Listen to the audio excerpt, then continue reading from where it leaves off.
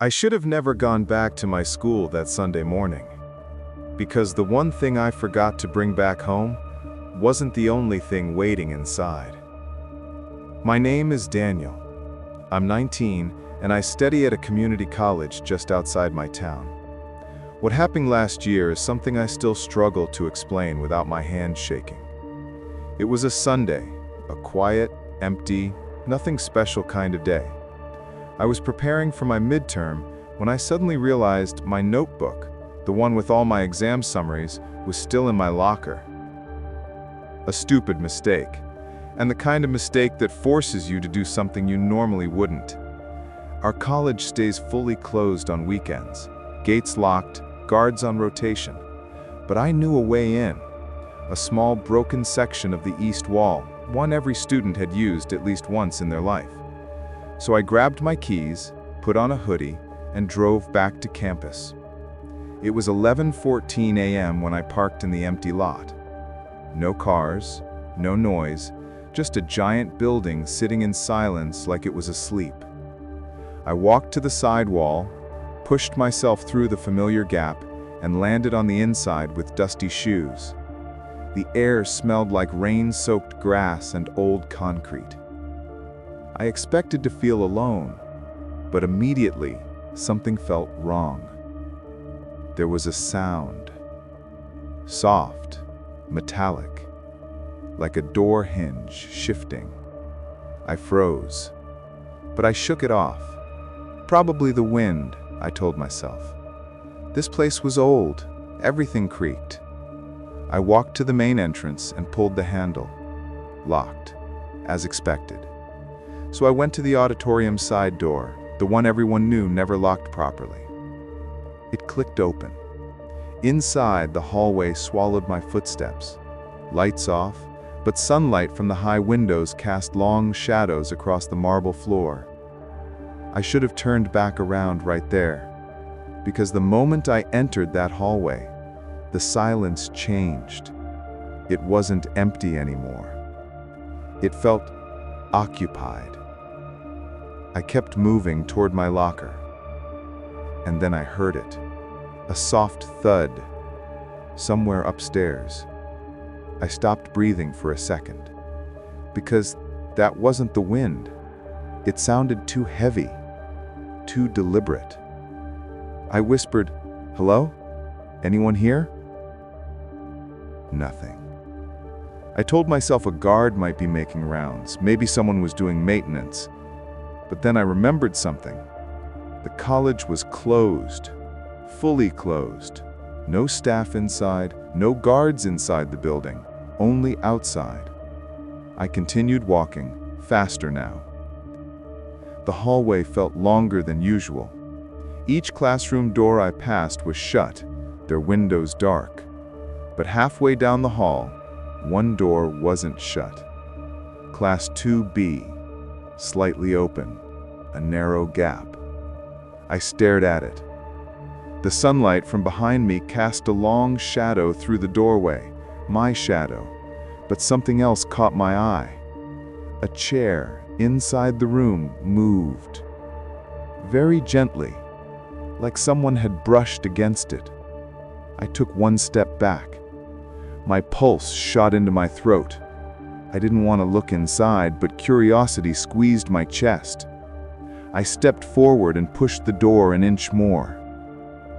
The room was empty, but the chair was facing the window. Not the desks, not the board. The window.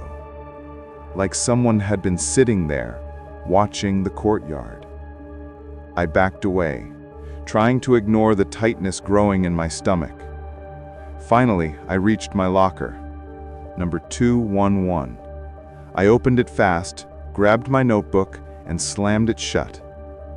That's when I felt it. Someone was watching me. You know that instinct humans have, that hair-raising, bone-freezing sense of being observed. It hit me like a punch. I turned slowly. Nothing. The hallway was empty. But then, a classroom door far behind me creaked. I snapped my head toward it. The door at the very end of the corridor was slightly open. It hadn't been opened before. I'm sure of it. I took a step back, my eyes locked on that dark gap. Then a sound drifted out. Footsteps, slow, inside the room. I didn't wait to see who or what it was. I started walking quickly toward the exit. But as I passed one of the trophy cabinets, I heard another sound behind me. A low, slow exhale. Not wind, not pipes, a human breath. I sped up. I reached the auditorium door, grabbed the handle, and froze again.